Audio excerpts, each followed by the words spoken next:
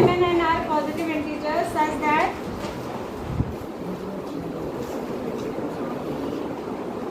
ठीक है, 2 नंबर का क्वेश्चन है M and N are positive integers such that M equals to P square into Q R, N equals to this, and where P, Q and R are prime numbers, find है। बहुत अच्छा question है ये, इस बार आया था I think, मुझे लग रहा है बोर्ड एग्जाम या कहीं तो मैंने ये क्वेश्चन देखा है, तो लास्ट ईयर है या इस ईयर।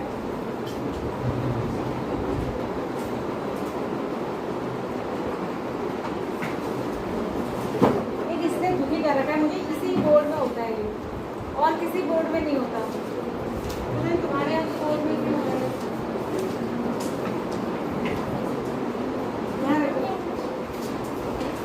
तो बोलिए नहीं बिल्कुल भी, क्वेश्चन को समझो और करो।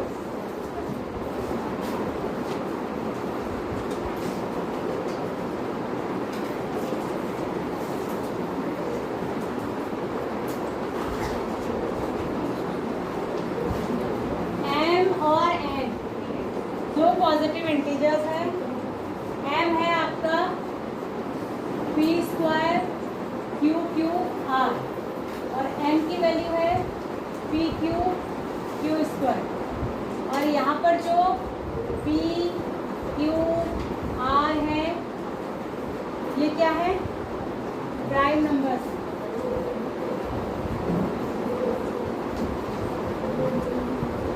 तो आपको क्या फाइंड करना है? LCM ऑफ MN, ऐसे लिखते हैं LCM ऑफ MN और SCF ऑफ MN, ये फाइंड करना है।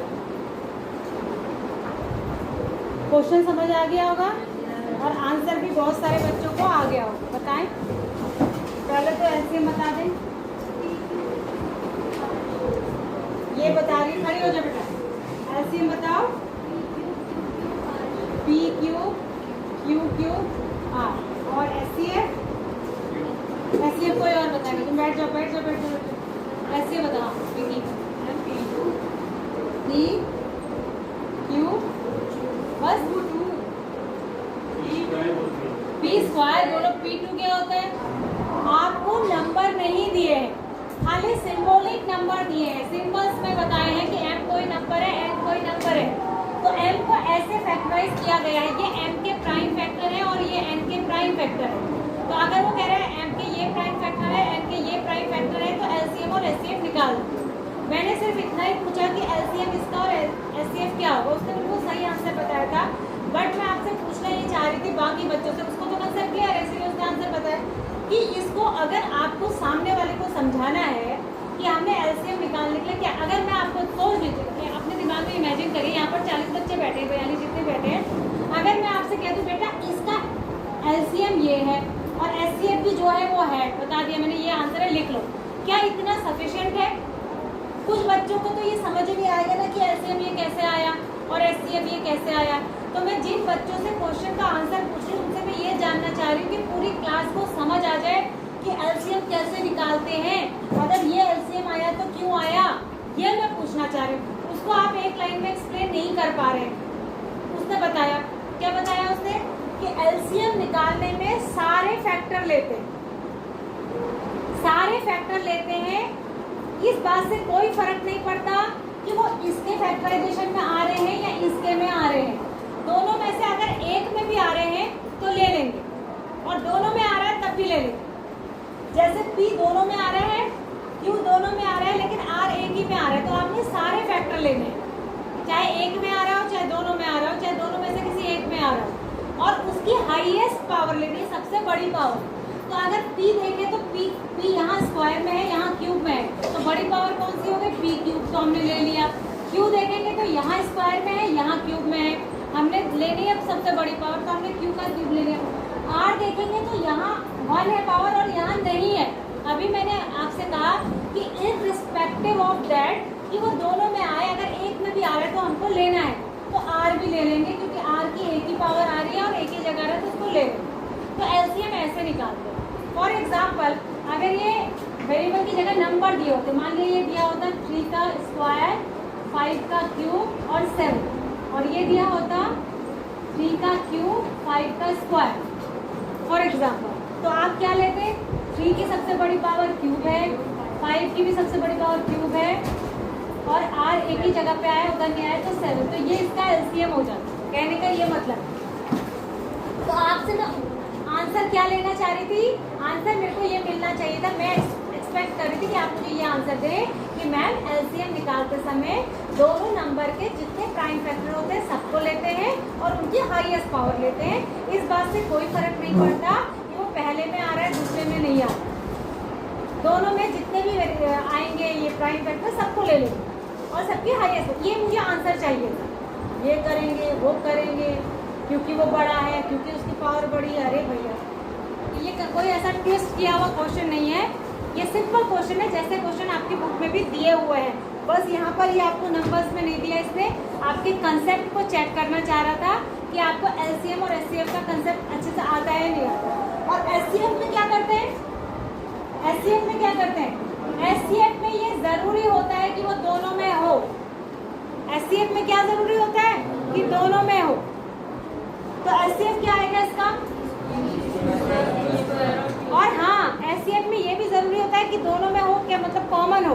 तो जितनी पावर कॉमन होगी, मतलब एक बार कॉमन हो, 2 बार कॉमन हो, 3 बार कॉमन हो, उतना ही आएगा। अब उसका उल्टा होता है एलसीएम का।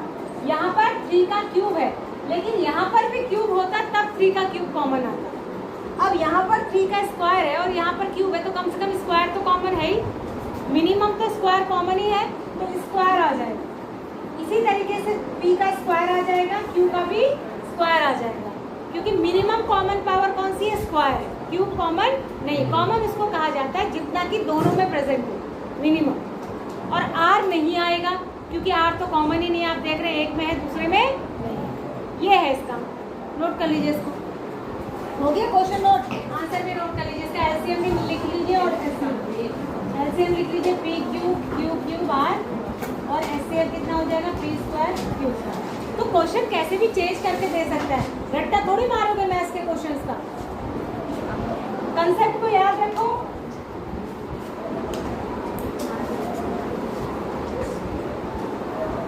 हो गया,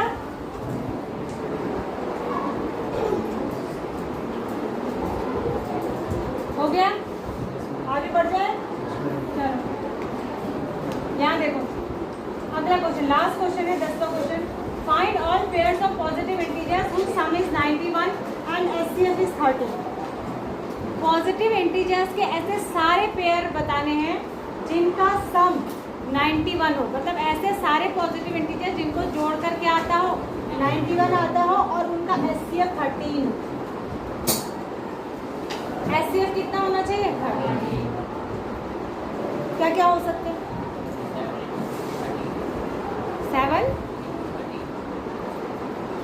7 into 13, 7 into 13, हाँ उनका सम क्या है, सम 91 होना, सम 91 होना है, सम प्रोडक्ट की बात नहीं हो रही है, सम 91 होना है और एचसीएफ 13 होना। बताइए, कोई एक तो बताइए, कोई एक तो बताइए।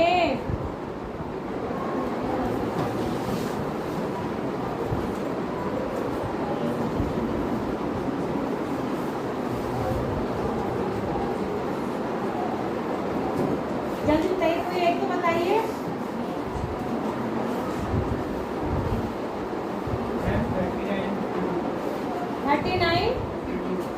थर्टी नाइन और 52, और भी कोई होंगे,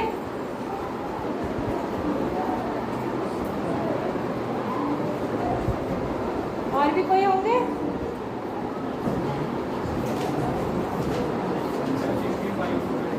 65 और 26, और भी कोई होंगे, 78 और 30। Very good. ये 3 आंसर किस किस ने दिए, या तीनों किसने, एक ही ने दिए तीनों आंसर। वेरी गुड, क्लैपिंग कर दो इसके। आपको दिमाग कहाँ पे लगाना चाहिए था, आपको इस क्वेश्चन को पढ़ते ही आप क्या खाली हिट एंड ट्रायल मेथड से करेंगे, मतलब खाली अंदाजा लगा के मारेंगे या सारे पॉजिटिव इंटीजर लिखेंगे? नहीं, आपको हिंट क्या दिया था उसने, ये हिंट क्या दिया था, ये एचसीएफ कितना है 13, तो जिनका भी एचसीएफ 13 होगा भाई वो 13 के ही तो मल्टीपल होंगे, 13 की तो टेबल में आएंगे, तो आपके 13 के टेबल के नंबर ही सर्च कर देंगे भाई।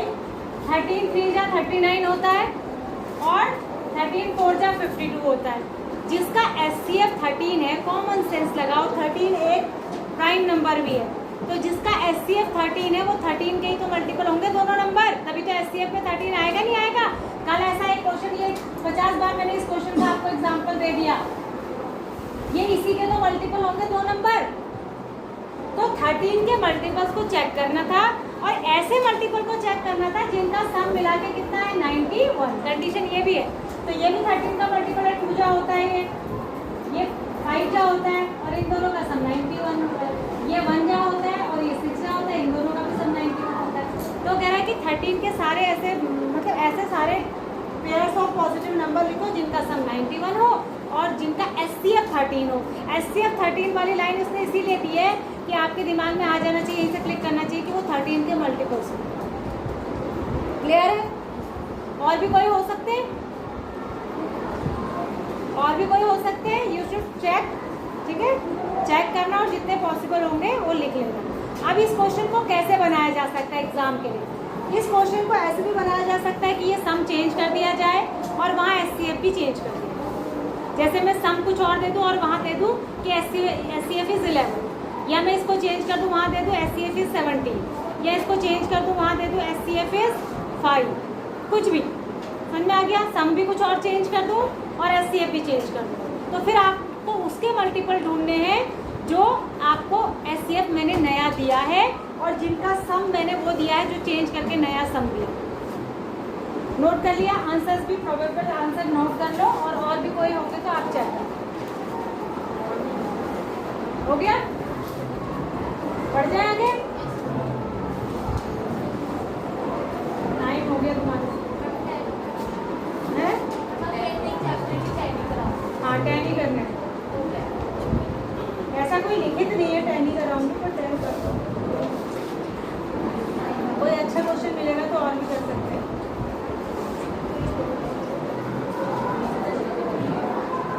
देखो ये क्वेश्चन कितना अच्छा है, इसको नोट करो, इसको नोट करो। The prime factorisation of a prime number is the number itself.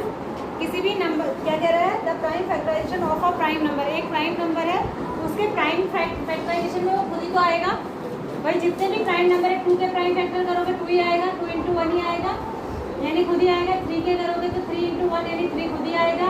5 के करोगे तो 5 × 1 यानी 5 खुद ही आएगा। इसी तरीके से किसी के भी करो तो वो अपने प्राइम फैक्टराइजेशन में खुद ही आता है बस। 1 को तो कुछ काउंट भी क्या काउंट करना है, 1 तो सभी का ही फैक्टर होता है, ठीक है। तो ये कह रहा है कि how many factors and prime factor does the square of a prime number have. तो जब प्राइम नंबर का स्क्वायर करेंगे तो उसके प्राइम फैक्टर में कितने प्राइम फैक्टर आएंगे, कहेंगे उसके स्क्वायर में कितने प्राइम फैक्टर होंगे। स्क्वायर में जैसे 2 का स्क्वायर क्या होता है 4, तो 4 का प्राइम फैक्टर, सॉरी 2 का स्क्वायर 4 तो कितने आ जाएंगे 2। ऐसे ही 3 का स्क्वायर 9 तो कितने आ जाएंगे 2। ऐसे ही 5 का स्क्वायर 25 तो कितने आ जाएंगे 2। तो ये कंफर्म हो गया कि किसी भी प्राइम नंबर का स्क्वायर करेंगे और जो स्क्वायर करके नंबर मिलेगा उसके प्राइम फैक्टर करेंगे तो उसमें कितने आएंगे 2। क्यों? क्योंकि बेसिक नंबर में कितने आ रहे हैं 1, बेसिक नंबर में कितना आ रहा है खुद ही आ रहा है। इसको काउंट नहीं करेंगे क्योंकि 1 प्राइम नंबर नहीं है, 1 प्राइम नंबर नहीं है, तो इसी को काउंट करेंगे। तो सिंगल नंबर में वो आ रहे हैं 1, तो इसका स्क्वायर करेंगे तो स्क्वायर के प्राइम फैक्टराइजेशन में 2 आएंगे। ये बहुत अच्छा क्वेश्चन है पूछे जाने के लिए, आपका कंसेप्ट चेक करने के लिए। इन्हीं क्वेश्चंस में से 26 से आपके एग्जाम है, तब तक आपके 3-4 चैप्टर के मैं कुछ ना कुछ क्वेश्चन करा दूंगी। जितने क्वेश्चन मैं सीबीए के कराऊंगी उसी में से एग्जाम्स में आएंगे सीबीए के क्वेश्चन। 40 हो जाए 50 हो जाए उसी में से 8-10 जितने भी मैं दूंगी उसमें से आएंगे, ठीक है, या उस जैसे आएंगे, ये भी हो सकता है। ये नोट हो गया है?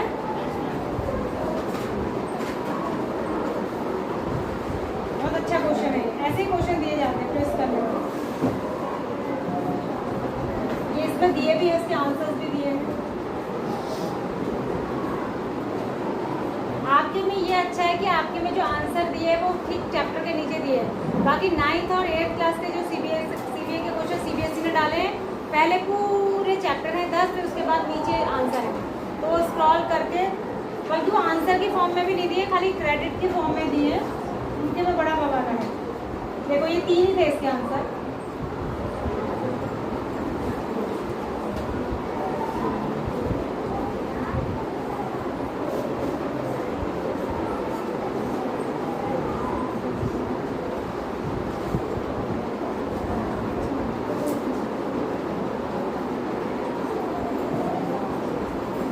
चैप्टर 2 बेल कितने बजे होती है?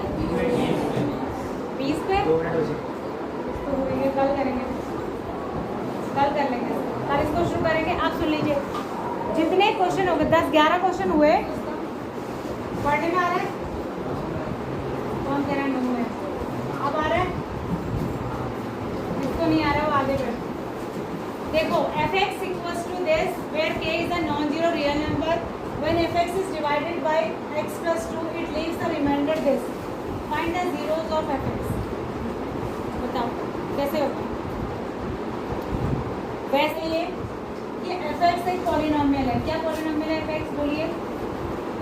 2x² minus 4x plus 3। इसको आप डिवाइड किससे करते हैं? x प्लस 2 से। किससे करते हैं? x प्लस 2 से करते हैं। तो रिमाइंडर बचता है -40।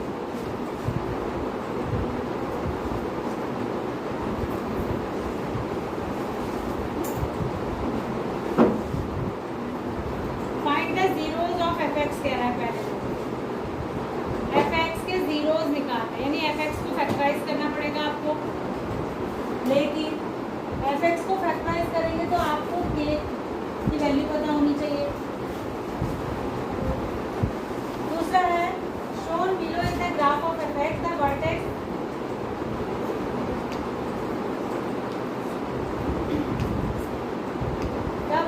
is the axis of symmetry of the graph. कहा गया? Shown below is the graph of fx, the vertex is the minimum value of fx and the vertex कहाँ है इसका? ये वर्टेक्स है, ये मिनिमम वैल्यू ऑफ एक्स है, minimum value of f x. देखो ना फंक्शन, ये ग्राफ कैसे खींचता है? ग्राफ ये ड्रॉ कैसे होता है? कैसे ड्रॉ होता है ग्राफ पता है आपको? आपको पता है ये क्वाड्रेटिक इक्वेशन का ग्राफ कैसे ड्रॉ होता है? नहीं पता? इसको फंक्शन को मान लेते हैं y equals to f x, ऐसे ड्रॉ होता है। यहाँ पर लिखेंगे x, यहाँ पर लिखेंगे y equals to f x. ये आपकी बुक में ड्रॉ करके बताया हुआ है, देखा आपने? कभी पढ़ा, कभी समझा? कोई मतलब नहीं। ये फंक्शन यहाँ पे आपका ये है, यहाँ से x की वैल्यू रखते जाएंगे, y की वैल्यू आते जाएगी, और जब आप x और y की वैल्यू को प्लॉट करेंगे तो ये ग्राफ बनेगा। ठीक है? उसमें ये fx की सबसे लोएस्ट वैल्यू वगैरह बिल्कुल है, आपको दिख ही रहा है। बाकी वैल्यू इधर को पॉजिटिव है, ऊपर इस एक्सिस के ऊपर तो वैल्यू कैसी है? पॉजिटिव। और यहाँ से ऊपर को वैसे भी नेगेटिव में भी जो नंबर इधर होगा छोटा वही बड़ा होगा ना, अरे वही बिगर होगा ना। तो सबसे लोएस्ट पॉइंट ग्राफ का यही तो है, तो सबसे कम छोटी वैल्यू यही होगी। ठीक है? एफ एक्स की फंक्शन की, मैंने इसकी वाई जब एक्स की जगह कुछ जाके कैलकुलेट करेंगे तो बहुत सारी वैल्यूज आएंगे, उसमें से सबसे छोटी वैल्यू ये है क्या? ठीक है? तो ये कह रहा है, तो ये कह रहा है कहाँ गया? The vertex is the minimum value of f x and the dotted line drawn to the vertex is the axis. Line of symmetry draw करिए। लाइन ऑफ सिमेट्री आपने क्लास 6 में पढ़ी थी, जो पूरे फिगर को दो पार्ट्स में डिवाइड करते हैं, यानी ये दोनों साइड ग्राफ एक से ही बन रहा है। अब इसमें क्वेश्चन क्या पूछ रहा है? ये पहला तो एक क्वेश्चन तो इसने यही पूछा है, नहीं पूछा ना, पूछा तो है find the zeros of f x. F x के जीरोज कैसे निकालेंगे बताए? कौन बताएगा मुझे? है कोई? इस फंक्शन के जीरो निकालो, जीरो माने सोल्यूशन, यानी x की दो वैल्यू। बताइए कौन बताएगा? और इसमें एक चीज दी है कि रिमाइंडर -14। तो इसने कहा कि अगर रिमाइंडर जो है ना वो 14 है इसका, मतलब fx को अगर x + 2 से डिवाइड करने पर रिमाइंडर अगर 14 बचता है तो ये होना चाहिए। तो ये क्या चीज़ है, कौन मुझे बता देगा? जिसने ढंग से पढ़ाई की होगी वो बता पाएगा। बताओ ये क्या चीज़ है? x की वैल्यू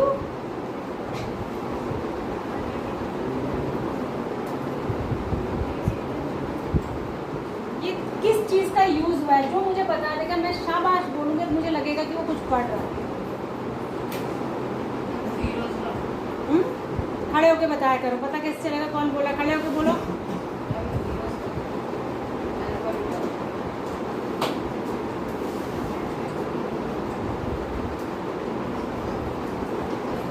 पूरे पीरियड में एक ही क्वेश्चन करो, लेकिन कंसेप्ट तो कुछ आना चाहिए। बताओ ये क्या चीज़ है, आपने पढ़ी है ये क्या चीज़ है? इसने कहा कि अगर fx को x + 2 से डिवाइड करके -14 बचता है तो इसका मतलब ये है कि f - 2 = -14। ये क्या कह रहा है? ये कौन सी चीज़ ये बात कहती है? ये उनसे तो पूछती रहूँगी, पूरा पीरियड निकल जाएगा, तो मूर्ति बने बैठे रहो। ये है फैक्टर थ्योरम। पढ़ी थी आपने? अरे पढ़ी थी। क्या कहती थी फैक्टर थ्योरम? कि अगर fa या x - a कह सकते हैं, x + a कह सकते हैं, या x - a कह सकते हैं, दोनों ही कह सकते हैं, x - a अगर किसी भी फंक्शन fx का फैक्टर है माने ये इसको अगर पूरा डिवाइड करता है तो fa = 0 होगा। fa यानी फंक्शन में x की जगह अगर a रख दें तो आंसर 0 आएगा। क्यों आएगा 0? 0 क्यों होगा? क्योंकि ये इसका क्या है? फैक्टर है। और फैक्टर से अगर किसी भी फंक्शन को डिवाइड करेंगे, किसी भी नंबर को डिवाइड करेंगे, रिमाइंडर तो 0 ही बचेगा। तो ये बात प्रूफ, इसको कहते थे फैक्टर थ्योरम।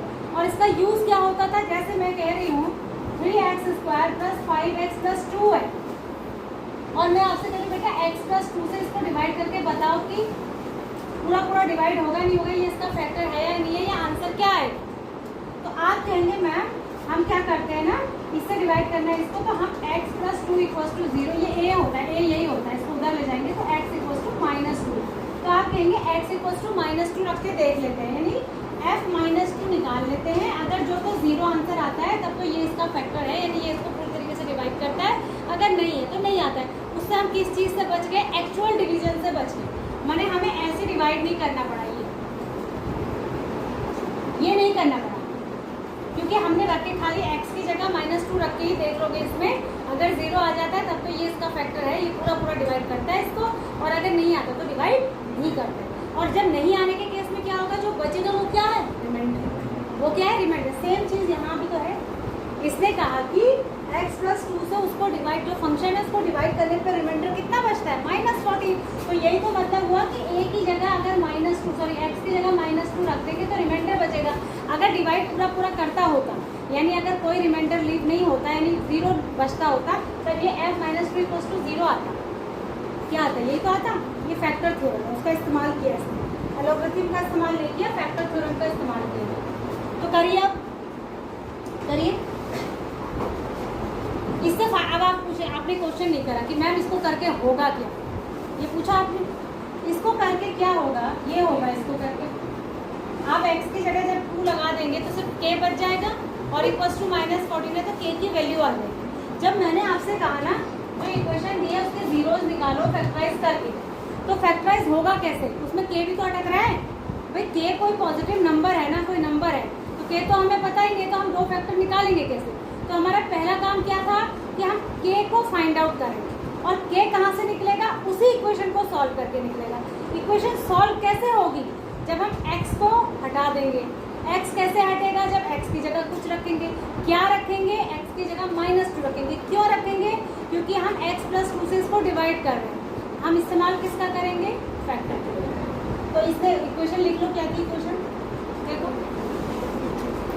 ये होगी शायद, ये थी -14 आप तब रखेंगे जब यहाँ पे 2 रख लेंगे -2, तब -14 बचेगा, पहले नहीं रखेंगे। बस हो गई बात। यहाँ -14 तब रखेंगे जब यहाँ -2 रख लेंगे। जब आप इसको कैलकुलेट करेंगे तो k की वैल्यू आ गई -30। k की वैल्यू कितनी आ गई? -30। जब k की वैल्यू -30 आ गई तब ये इक्वेशन ये हो गई। अब ये हुई ना क्वाड्रेटिक इक्वेशन विदाउट k, तभी तो ये फैक्टराइज। और इसको 2 से और डिवाइड कर दीजिए तो क्या हो जाएगा? ये हो जाएगी, हो जाएगी। अब ये फैक्टराइज हो जाएगी। अब इसके 2 फैक्टर आ जाएंगे, ठीक है। तो जब इसने उसके बाद इसको फैक्टराइज किया तो 2 फैक्टर ये आ गए। अब इसने फैक्टर नहीं पूछा है, इसने वर्ड क्या पूछा है? जीरोस। क्या वर्ड पूछा है? जीरो। और जीरोस कैसे निकालते हैं? फैक्टर को 0 के बराबर रखें, मतलब 2x + 6 = 0 करेंगे तो x = -3 आ जाएगा। और अगर x - 5 = 0 रखेंगे तो x = क्या आ जाएगा? 5। तो ये इसके 2 जीरो। पहला आंसर तो ये k की वैल्यू फाइंड आउट करिए, उसके बाद जीरोस निकालिए।